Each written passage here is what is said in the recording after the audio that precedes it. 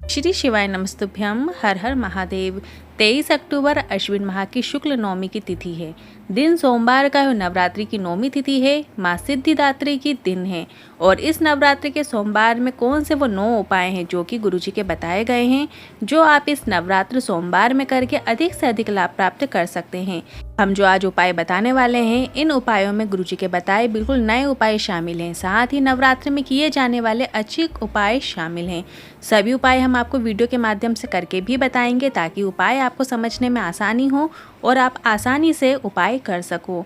इसलिए वीडियो अंत तक देखिएगा ताकि कोई भी उपयोगी जानकारी आपसे ना छूटे। तो बढ़ते हैं पहले उपाय की ओर। गुरुजी ने बताया, देवी भागवत के अनुसार अगर घर में धन संपदा की कमी है, कर्जा बढ़ते ही चला जा रहा है, तो इस दुर्गा नवमी की तिथि में माता जी के लिए दीपक लगा रहे हैं तो लंबी बाती का उपयोग तो होगा ही, पर इस बाती का मुख आपको पूर्व दिशा की ओर रखना है। और अगर आपको लग रहा है जीवन में वैभव की कमी है, सम्मान की कमी है, तो आप इस दुर्गा नवमी में दीपक की लो पश्चिम दिशा की ओर रखकर प्रज्वलित करें। और अगर आपके घर में कोई बहुत बीमार है, तो रोग मुक्ति के लिए आप माता जी के लिए दीपक लगाते समय दीपक की लो उत्तर दिशा की ओर रखें। अकाल मौत को रोक देता है उत्तरमुखी दीपक। बढ़ते हैं अगले दूसरे उपाय की ओर। पति पत्नी में क्लेश है तो माता के मंदिर में मक्खन चढ़ाओ, प्रेम बढ़ता चला जाएगा। आपको लगता है परिवार टूट रहा है, पति कोई स्त्री के चक्कर में है, बात तलाक तक पहुंच रही है, तो माता के मंदिर में ध्वजा लगवाइए और उस ध्वजा में आपको मक्खन ज़रूर लगाइएगा। मतलब आपको जो ध्वजा आप लगवाएंगे लाल कलर की, उसमें आपको मक्खन लगा देना है पूरे में, और इसके बाद माता के मंदिर में वो ध्वजा आप समर्पित कर सकते हैं, अर्पित कर सकते हैं। बढ़ते हैं अगले तीसरे उपाय की ओर। आपके बच्चे बहुत अधिक अपशब्द बोल रहे हैं, प्रेम की वाणी नहीं रखते हैं, कुछ भी आड़ा टेढ़ा बोल देते हैं, तो माता के मंदिर में आपको लाल चूड़ी चढ़ाना है, लाल चंदन चढ़ाना है और लाल पुष्प चढ़ाना है। सिर्फ आपको ये 3 चीज़ें समर्पित करना है। आपको अपने बच्चे का नाम और गोत्र लेते हुए और माता रानी से निवेदन करते हुए लाल चूड़ी, लाल चंदन और लाल पुष्प माता को समर्पित कर दीजिएगा। माँ की कृपा होगी, बच्चा हमेशा आप और जी करके ही बात करेगा। ये उपाय करने का आपके पास आखिरी मौका है, इसलिए आप ये मौका जाने ना दें। कल नवरात्रि की तिथि में, नौमी तिथि में आप ये उपाय ज़रूर कीजिएगा। अब बढ़ते हैं अगले चौथे उपाय की ओर। नवरात्रि में 9 दिन में से एक दिन कन्याओं को भोजन ज़रूर कराइए। उन्हें लाल चुनरी दो या कोई लाल चीज़ दो, जीवन में सुख का अनुभव होगा, माता की विशेष कृपा प्राप्त होगी। बढ़ते हैं अगले 5वें उपाय की ओर। अभी हाल ही में पूर्ण हुई शिव पार्वती शिव महापुराण कथा नागपुर में गुरुजी ने बिल्कुल नए उपाय की जानकारी दी थी, जिसे आप इस नवरात्रि के सोमवार के दिन करके अपनी मनोकामना शीघ्र अतिशीघ्र पूरी कर सकते हैं। माता अशोक सुंदरी के स्थान से शिवलिंग के बीच का जो स्थान होता है, वो स्थान 64 योगनियाँ, 8 सिद्धियाँ, 9 निधियाँ, सब कुछ देवादेव महादेव ने माता पार्वती को अपनी चित्तवृत्ति से अनुमति प्रदान की थी। मतलब जो माता अशोक सुंदरी जी का स्थान है और शिवलिंग जहाँ विराजमान है, उन दोनों के बीच का जो खाली स्थान है, वहाँ पर 64 योगनियाँ, 8 सिद्धियाँ, 9 निधियाँ विराजमान होती हैं। तो जब आप 1 लोटा जल चढ़ा लेते हैं या आप जो भी पूजन मंदिर में जाके करते हैं, पूरी पूजा हो जाने के बाद आपको क्या करना है, उस खाली स्थान में आपको अपना हाथ स्पर्श करना है।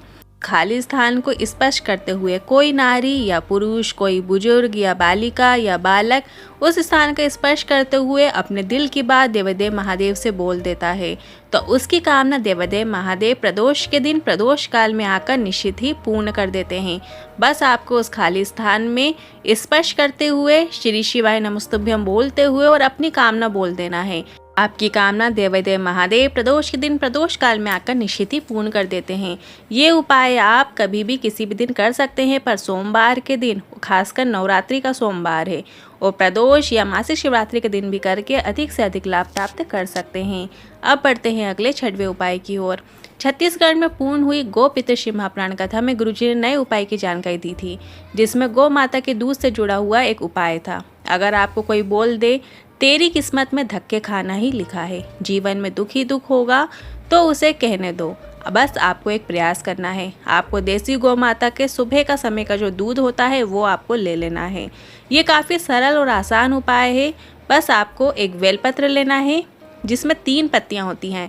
इस बेलपत्र में आपको बीज वाली पत्ती के ऊपर गाय का दूध लगा लीजिए और नीचे की जो दोनों पत्तियां बची हुई हैं जिसमें चिकना भाग है उसमें आपको गाय का घी लगा लेना है। और जो ऊपर वाली पत्ती है जिसमें आपने गाय का दूध लगाया है, उसके पीछे वाली पत्ती में भी आपको गाय का दूध लगा लेना है। ये विशेष उपाय आपको सिर्फ और सिर्फ सोमवार की अष्टमी के दिन करना है। दुख आ ही नहीं सकता है, और अगर दुख आ भी गया है उसका आपको अनुभव भी नहीं होगा। ये गुरुजी का बताया बिल्कुल नया गाय के दूध वाला उपाय है। ये उपाय आप 23 अक्टूबर की नवरात्र सोमवार को नहीं कर सकते, क्योंकि ये उपाय सिर्फ और सिर्फ सोमवार की अष्टमी को करना है। तो आप 20 नवंबर 2023 को सोमवार की अष्टमी के दिन ये बिल्कुल नए उपाय अधिक से अधिक करके लाभ प्राप्त कर सकते हैं। यदि अत्यधिक कष्ट जिंदगी है आपकी, तो आप ये उपाय इसी सोमवार को कर सकते हैं, क्योंकि नवरात्रि चल रही है। नवरात्रि का सोमवार भी अपने आप में एक विशेष सोमवार है। अब बढ़ते हैं अगले 7वें उपाय की ओर। हनुमान जी के चरण से सिंदूर लेकर, जो व्यापार नहीं चल रहा हो, जो फैक्ट्री नहीं चल रही हो, जिसका बार बार एक्सीडेंट हो रहे हों, तो उस सिंदूर से स्वास्तिक आपको बना लेना है। आपको सिंदूर प्राप्त करने के लिए हनुमान जी के मंदिर जाना है। हनुमान जी के भाई गतिमान का नाम लेते हुए आपको हनुमान जी के बाएं चरण से सिंदूर प्राप्त कर लेना है। उस सिंदूर को प्राप्त करके जब आप एक कागज में ले आएंगे, तो स्वास्तिक बनाते समय आपको हनुमान जी के भाई गतिमान का फिर से नाम लेना है। व्यापार बढ़ेगा और जीवन में विपत्ति दूर होगी। आप अपने व्यापार व्यवसाय वाली जगह पे कहीं पे भी एक साइड में आपको ये स्वास्तिक बना लेना है। अब बढ़ते हैं अगले 8वें उपाय की ओर। गुरुजी ने 7 दिनों में मनोकामना पूर्ति वाला एक बिल्कुल नए उपाय की जानकारी दी थी, जिसकी शुरुआत आप किसी भी सोमवार से कर सकते हैं। अभी नवरात्रि चल रही है और कल नौमी तिथि है और सोमवार का दिन है, तो ये उपाय की शुरुआत आप इसी सोमवार से कर सकते हैं। सबसे पहले आपको सुबह उठना है, भगवान का नाम लेना है, स्नान किया, पूजन किया, बाबा के मंदिर में जाकर 1 लोटा जल चढ़ाओ, घर आओ, भोजन करो। भोजन करने से पहले थोड़ी सी अग्नि, जो भी अग्नि आपके पास हो, जो थाली में भोजन है उसमें से थोड़ा अग्नि को दीजिए। 1 रोटी गौ माता के लिए निकालिए, आधी रोटी या जितना भाग आप निकाल सकते हो वो स्वान के लिए भी निकालिए, मतलब कुत्ते के लिए भी आपको थोड़ा से रोटी आपको निकाल देना है। और फिर बाबा का नाम लेकर प्रसाद समझकर भोजन ग्रहण कीजिए। दिन में शाम को अपने कर्म को करते करते भगवान का नाम लेते रहिए। शाम के समय प्रदोष काल में महादेव का स्मरण करते हुए एक दीप अपने दरवाजे के बाहर लगा दीजिए। बस ऐसा नियम आपको लगातार 7 दिनों तक करना है। इसके बाद गुरुजी ने कहा, जो इस प्रकार से 7 दिन ऐसा नियम धारण करते हैं उसे किसी न किसी रूप में महादेव आकर दर्शन जरूर देते हैं, ये निश्चितता है। इस उपाय में आपको लंबी बाती का दीपक का उपयोग करना है और अपने दरवाजे के राइट साइड में घर की ओर मुख करते हुए आपको दीपक प्रज्वलित करना है। दीपक प्रज्वलित करते समय आप अपना शुद्ध भाव रखिए, अपनी अंदर अच्छी कामना रखते हुए दीपक प्रज्वलित कीजिए। श्री शिवाय नमस्तभ्यम मंत्र का स्मरण जरूर कीजिए। उपाय में बस आपको यही ध्यान रखना है कि 1 रोटी गौ माता के लिए निकालना है, आधी रोटी या जितना भाग निकाल सकते हो वो स्वान के लिए ज़रूर निकालिए, और अपनी जो थाली में आप खाना खा रहे हो उसमें से थोड़ा सा भाग अग्नि को प्रदान कीजिए। और प्रदोष काल के समय अपने मुख्य द्वार पे राइट हैंड साइड में एक घी का दीपक प्रज्वलित कीजिए। लंबी बाती का दीपक प्रज्वलित करते समय श्री शिवाय नमस्तभ्यम बोल दीजिए। बस आपको इतना ही करना है। 7 दिनों तक ऐसा नियम धारण कर लीजिए। आपके मन में जो भी कामना है वो निश्चित ही पूर्ण होगी और देवादेव महादेव आपको किसी भी रूप में आकर दर्शन जरूर देंगे। बढ़ते हैं अगले 9वें उपाय की ओर।